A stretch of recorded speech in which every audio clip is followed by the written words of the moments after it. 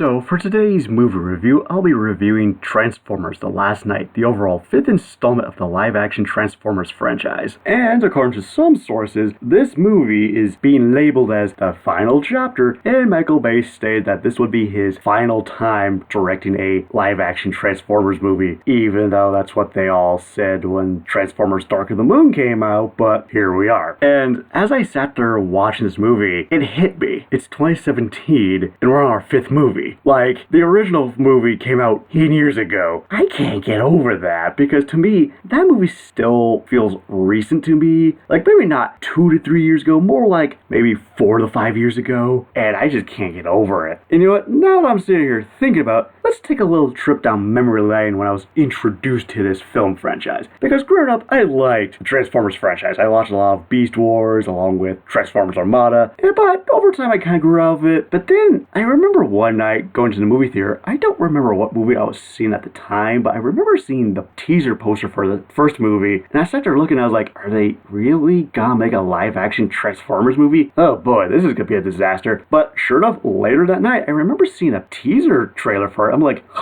this looks intriguing. I'm curious about it, but whatever, it's a thing. But as that year progressed, I started seeing more of the TV spots, and I was like, this looks pretty good. Then I saw the movie, I was impressed. It was much better than I was expecting it to be. And because of that first movie, it got me re-interested within the Transformers franchise, so I started watching not only a lot of older cartoons, but also watched a lot of newer cartoons at the time. So naturally, I looked forward to the sequel. Then I saw the sequel, and I remember sitting there going, okay, this wasn't as good as the first one, but I couldn't put my finger as to why I didn't like it as much as the first one. Then upon a second and third viewing, I realized this was the movie I was expecting out of the first installment. Then the sequels came after that, and they just kept going downhill in quality. Even though I might be one of the few people that actually likes the 4th movie, but whatever. Here we are talking about the 5th movie, which leads us into today's question. If this is indeed Michael Bay's final time directing a Transformers movie, is this a good one to end on? As for the plots in the movie, Kate Yeager, along with Bumblebee, come into contact with a medieval Transformer who warns them that Earth is in great danger and gives them a magic talisman in order to find a magical item that can prevent Earth's destruction. Armed with this magic talisman along with his knowledge, Kate Yeager, along with several of the surviving Autobots, set out on a new adventure to find a magical item that can not only prevent Earth's destruction, but also restore Cybertron, and along the way they encounter many dangers, from Megatron leading a new band of Decepticons to human military forces who are hunting Transformers regardless if they're good or bad, along with the Autobot leader himself, Optimus Prime, who now has gone rogue with the full intentions of destroying Earth. In terms of what I liked about the movie, like the previous 4 installments, the CGI to the Transformers themselves are really good, save for a few moments in time where it looks like some characters weren't fully rendered from time to time, but 90% of the time the special effects are really good to look at. And the soundtrack to the movie is just as awe-inspiring and grand as the soundtracks that you heard in the previous 4 installments as well. Granted, yeah, it's composed by the same person who's worked on the previous 4 installments, but nonetheless, the soundtrack is great to listen to.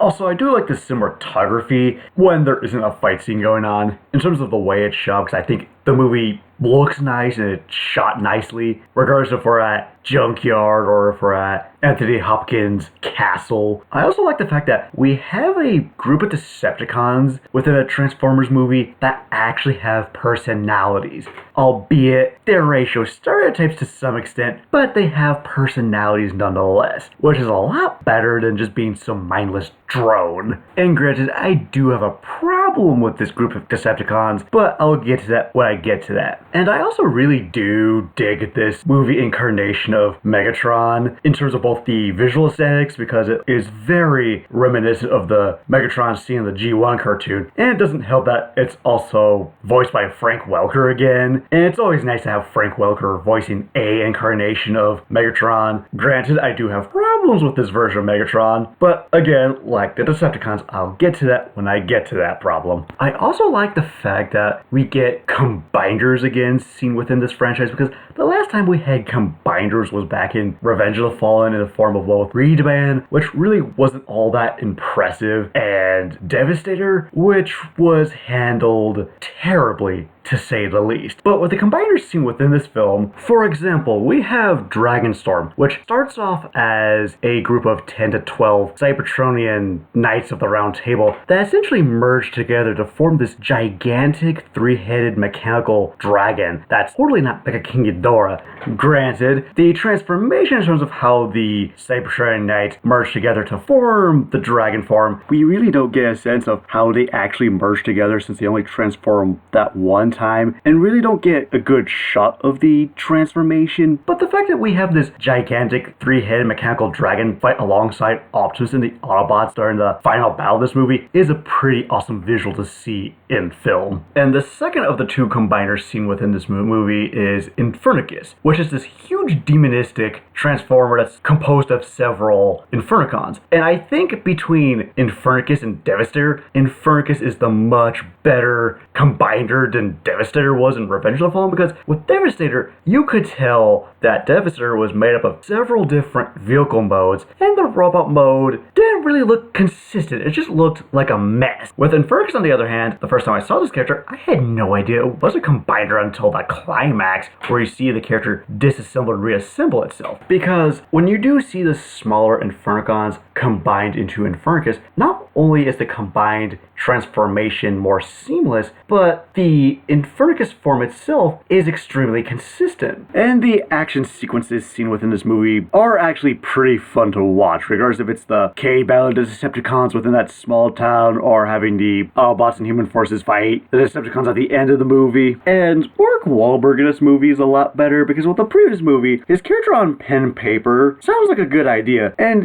even his character within that movie is a much more refreshing protagonist than someone like Sam Witwicky from the second and third installments of the Transformers franchise. But the problem I had with his character in the first movie is the fact that the character is being played by Mark Wahlberg, and I didn't really buy the whole inventor angle per se. And I did think that there was way too many times within the movie where Mark Wahlberg would focus way too much on his daughter. This time, however, yeah, the aspects of him being an inventor along with being a father are still there, but they're more downplayed this time around, and you just have Mark Wahlberg being a badass, which works for the movie. Then you get several new characters like Anthony Hopkins' character along with his robot butler Cogman, and the two of them together are really entertaining. Then again, having Anthony Hopkins play a character in a Transformers movie is kind of surreal. Granted, I don't think his performance is the best thing ever, but it's definitely entertaining regardless. Then you got Cogman, who's really funny in the movie. Probably the funniest character seen within this franchise so far. Then you have Vivian, who is perhaps the best lead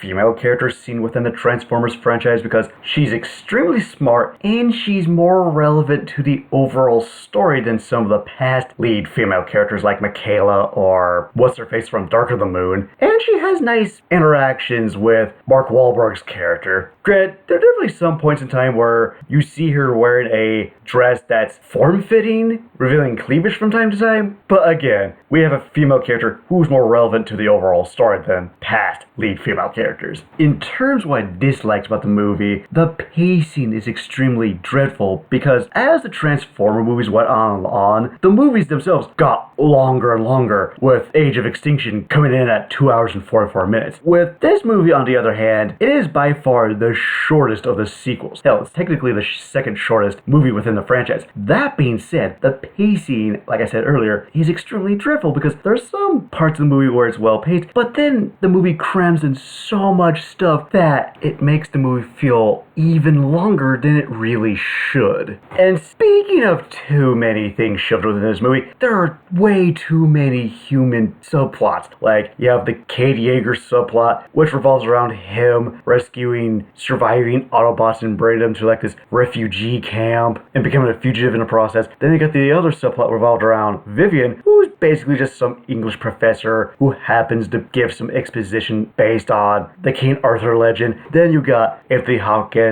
and Cogman, who are basically searching for Katie Yeager and Vivian. Then you got Colonel X leading this team of military soldiers who are basically hunting down Transformers, regardless of Autobot or Decepticon. Then you got the return of Agent Simmons, who's basically trying to contact Anthony Hopkins' character. Then you get the introduction of a new orphan kid who really adds nothing to the story. Then you got the Decepticons who are looking for Katie Yeager. Then you get the Autobots doing Autobot things. Then you have the main villain of the movie, Quintessa, who's mind controlling Optimus to destroy Earth. I feel like a few of these human subplots could be taken out of the movie. That way the movie doesn't feel as cluttered. And the continuity to this movie is just balls, because as the film franchise has progressed, the overall timeline starts to make less and less sense. And with this movie, it does one of those things where it acknowledges certain aspects of the film franchise, but also ignores just as much. For example, the movie acknowledges events like the battle for Chicago that occurred in the third movie, and several of the new characters such as Katie Yeager, along with several of the new Autobots like Hound, Drift, and Crosshairs, all appear in this movie. Even Optimus Prime's new robot mode is featured in this movie. Yet, the movie ignores aspects like the fact that in the third movie, Cybertron gets destroyed, yet in this film, Cybertron is alright. I mean, it happens to be dismantled at the moment, but apparently it wasn't destroyed. Then you got Megatron, which is perhaps the most baffling transformation. Because if you're familiar with the progression of Megatron within this film franchise,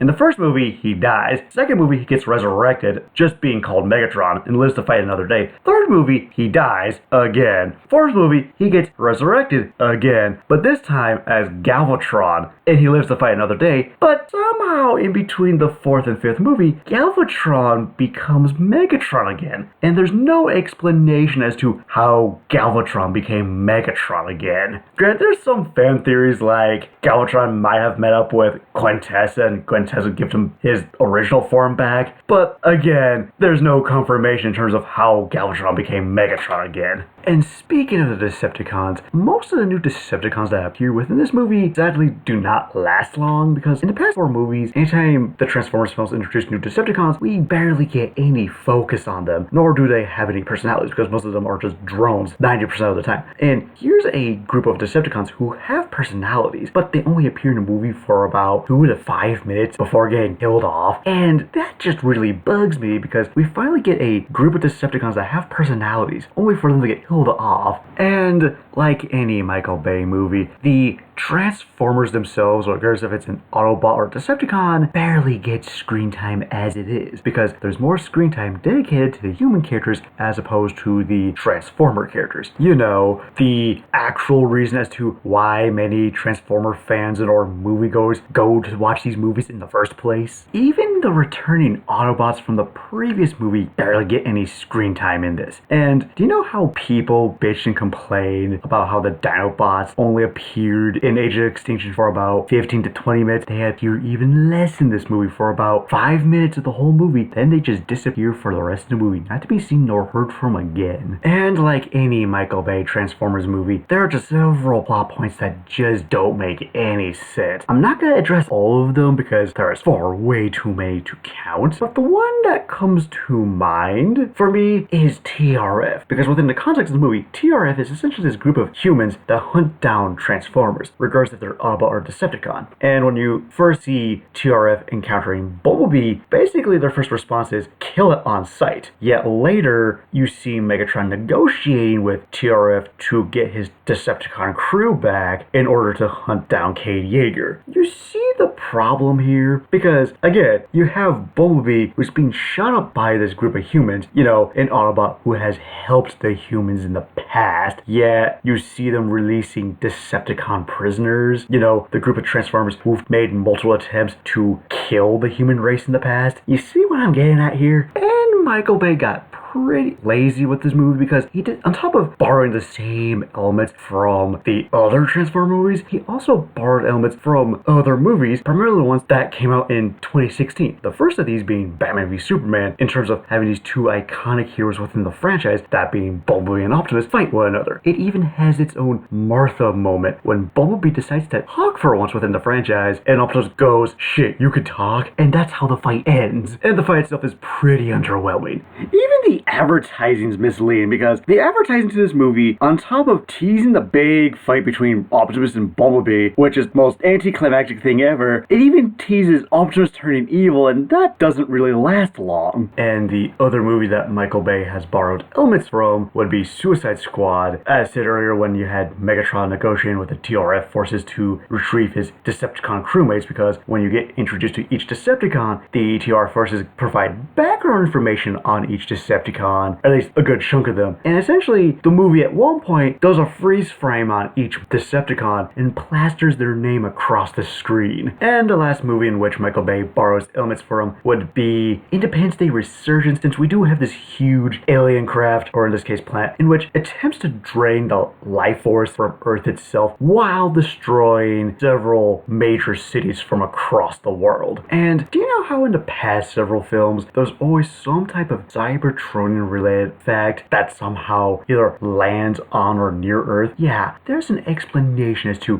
why so many things from Cybertron keep coming to Earth. That reason being Unicron. And no, Unicron himself is not coming to Earth to destroy it. No, Unicron himself is the Earth. Yeah, they're going the Transformers Prime route, where Unicron in that TV show was Earth itself. But here's the thing, in the context of that TV show, it worked very well to his advantage. Sure, I would have preferred Unicron to be this gigantic transformer that consumed planets, but for what the show did, it got the same idea across. This here, it was just a copy and paste of the idea done horribly. And also, again, we have just random Transformer related items or characters influencing the human history is just really dumb to begin with. Like Bumblebee and Hot Rod battling Nazis during World War II. Did anyone really want to watch a Transformers movie to have Transformers influence the whole human history? Like seriously, when you think of Transformers, what's the first thing to come to mind? Having two fractions of giant robots fight each other to death, or having robots influence human history? So for my final verdict of Transformers The Last Night, it's just another Michael Bay made Transformers sequel, in that same sense of it's got the same type of plot points that you see in the other sequels. And to add on top of this, the movie in and of itself almost felt like a leftover 2016 movie as well, because it felt like Michael Bay took a lot of the more popular tropes from movies such as Batman v Superman, Suicide Squad, along with Independence Day Resurgence, and incorporated those elements into this movie, if that makes any sense. And even though Paramount Studios said that they're going to make another sequel to this franchise along with making a spin-off movie focused on Bumblebee, I don't think we need yet another sequel nor a spin-off film to continue this franchise. What we need at the moment for this franchise to do is for it to go on hiatus and get rebooted sometime down the line, because everybody is starting to get fatigued from seeing these movies, and the franchise just needs new life inserted into it and go in a much more fun direction like that of the Marvel Cinematic Universe. So to some degree, I do hope that this will be the last time Michael Bay directs a Transformers movie. So overall, it's not the worst movie I've seen all year, nor do I think it's the worst film within the Michael Bay Transformers series, but out of the movies I've seen, theatrically speaking, the movie, if I had to put on a scale from worst to best films I've seen in theaters, this film would definitely be somewheres near the worst as opposed to being the best film of the year. And before I give my final rating, what did everyone else have to say about Transformers The Last Night?